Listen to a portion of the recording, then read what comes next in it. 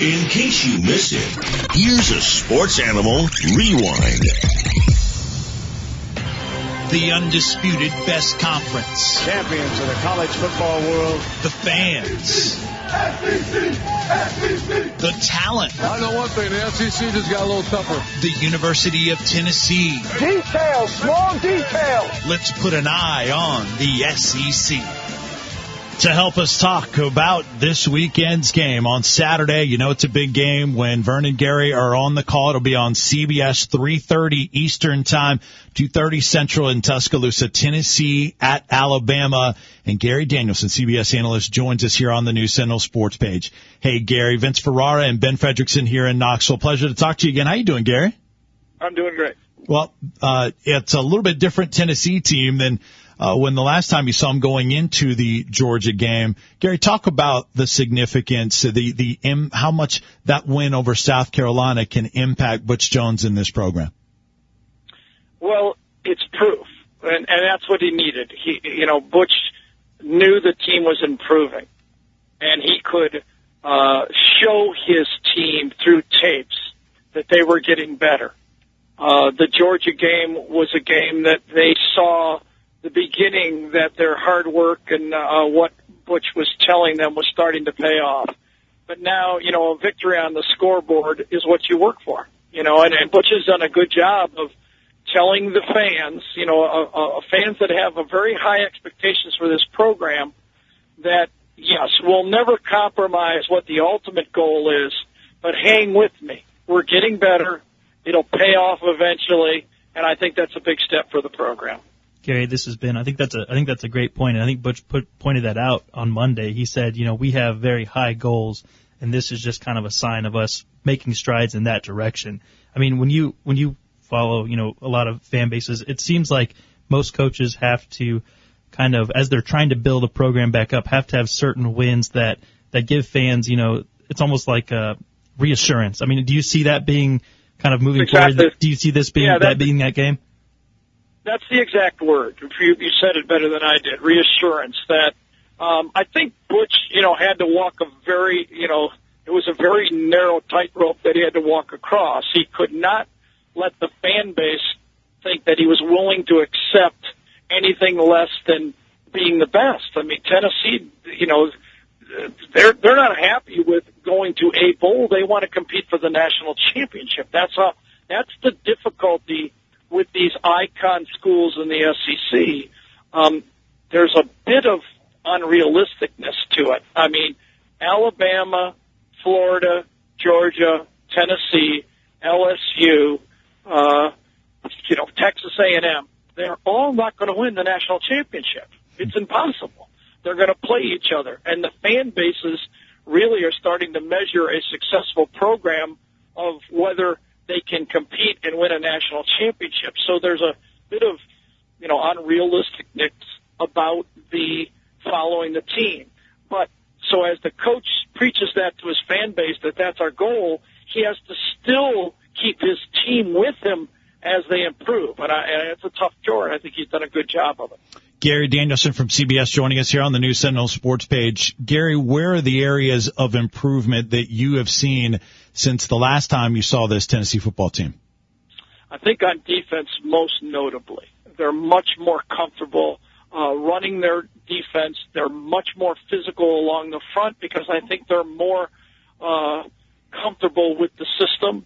I think they're doing a much better job in the secondary of not making the mistakes that plague the team. So I think, number one, you'd have to point to defense. Number two, I think their wide receivers have come a long way. They're comfortable playing college football now. I mean, they do not have they're not making a tremendous amount of mistakes at quarterback. They're not playing at an elite level at quarterback by no means when you consider what some of the top quarterbacks around college football are playing at, but they're not beating themselves at that position. So it's progression. I mean, the offensive line is reliable. So I think all along the way you can see improvement, but I think most notably on that front seven on defense, they're starting to be able to control the run and pressure the quarterback. You mentioned the strides that they've taken. Obviously you'd probably rather get through a season without having Alabama on the schedule, but considering what Tennessee has shown these past couple weeks against Georgia and then now South Carolina, is this where, if you have to look at their schedule, is this the best time that they could possibly face the Crimson Tide? Couldn't pick a better time. I agree with that, and I think that the best place they could play it is in Tuscaloosa, too. I think they need a measuring stick game now, okay? And here's the way I would do it if I was Butch. I would say, I want your best game. Whatever that best game is, I'll take it. If your best game is not good enough to beat Alabama, okay, we'll continue to improve in the long run. But I do not want to leave Tuscaloosa and us looking at each other and go, we didn't play our best. Whatever that is. I want to see it. I don't want to come after this game and go, guys, come on, that wasn't us. Let's go in there, let's fight our best fight, and let's see where we are.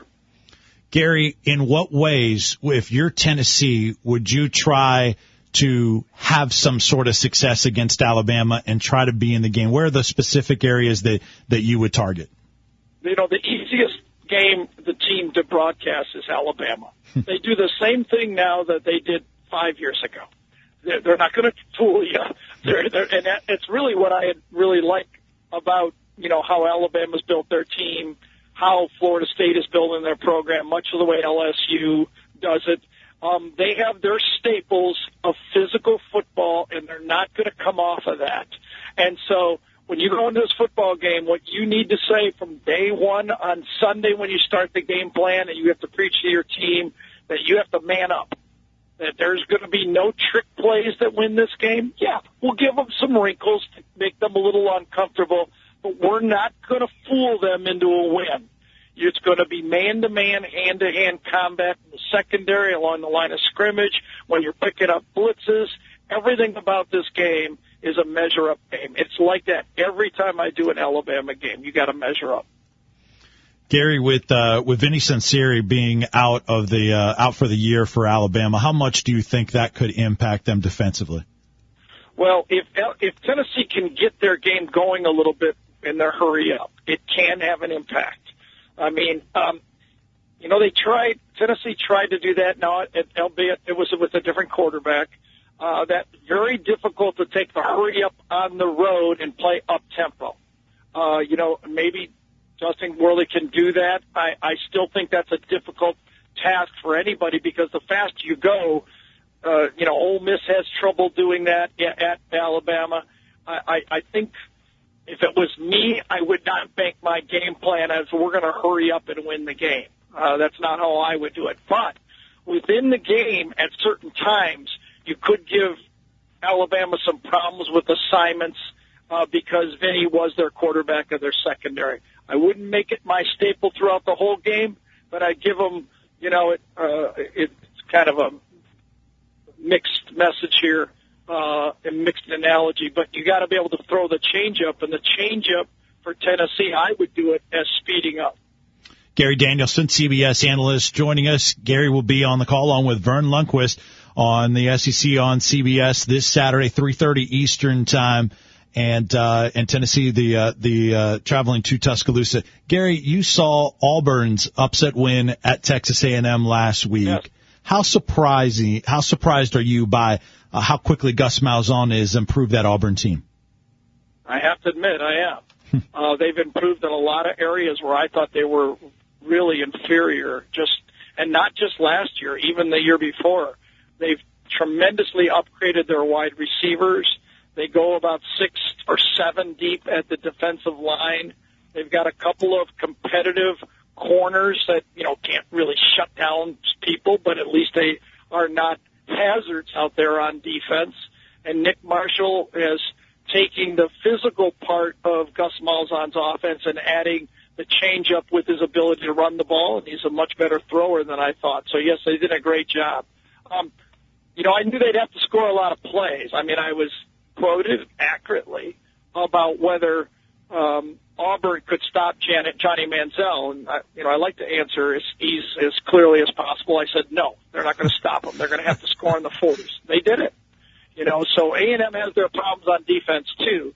but Gus is an extremely disciplined coach, much the way Butch Jones preaches in practice.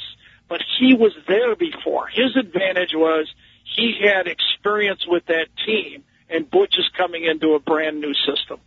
You mentioned Auburn kind of moving in the right direction here at this point in the season. Another team that Tennessee is going to have to play is Missouri. I guess, how would you describe it seems if you're looking at Tennessee's schedule as a Tennessee fan, you're saying these guys can't catch a break. Everyone's peaking right around the time the Volunteers are going to play them. Yeah. What's your take on Mizzou and kind of what they've been able to put together so far this season? Well, you got to hand it to Gary Pinkel. I mean, he knew he'd be better this year. He was going to come back out of all those injuries. He had a lot of senior veteran players. He was going to be deep at wide receiver. He was getting his running back back. He knew he'd be better this year. But he strategically changed his team. They're still spread. But I thought last year they changed offensive coordinators. They were way too soft in their passing game. They didn't run the ball enough. I think they're much better and more dedicated to mixing in the run into the game than they were last year. Every time they ran it last year, it was draw plays and finesse. They're much more committed to blocking people when they run the ball. He committed himself to keeping his team fresh. They didn't do double sessions in the fall. They don't hit much in practice. He realized he didn't have the complete depth of numbers to match up with the elite teams in the SEC, so he needed to keep his starters healthy. So he's managed a very good game here for his season. And then I got to throw in this factor that's really become a factor in the whole SEC. The targeting rule in the SEC has hurt the elite teams more than the second-level teams. There are more elite defenders in this league than there are in any other league. And right now, the defenses are playing timid. So everyone else, you can even take this one step further. The targeting rule has affected the SEC and their dominance over the rest of the college football than any other conference. The other 5 BCS conferences, or 4, or whatever the heck you want to call them, they should never let this rule be changed. The SEC should be saying, wait a second, we got all the good defenders, we got the good intimidating defenders, we got the elite safeties, and that's measured by NFL draft picks. We're the one being hurt defensively more than anybody else.